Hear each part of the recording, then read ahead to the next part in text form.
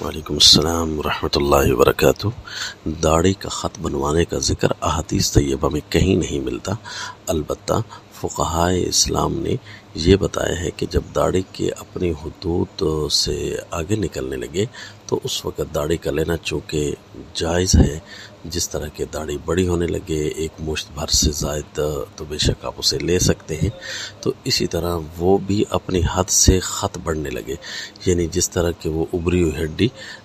جو گردن کی ہوتی ہے، اگر اس کے اوپر تک تو بال رہنا یہ تو جبڑے میں شمار ہوتے ہیں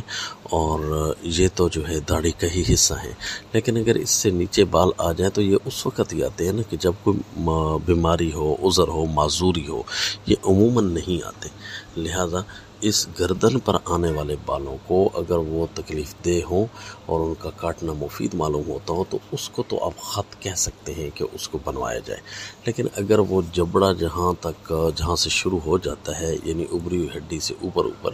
تو اس وقت جو ہے وہ تو سارا فطرتی امر ہے اور فطرتی داڑھی ہے، اگر اس کو آپ کاٹتے رہیں گے تو آپ کو وہ نقصان دے گا، وہ آپ کو کھجلی ہی لگی رہے گی۔ اور اگر ایسا کوئی کرتا رہا ہے پہلے،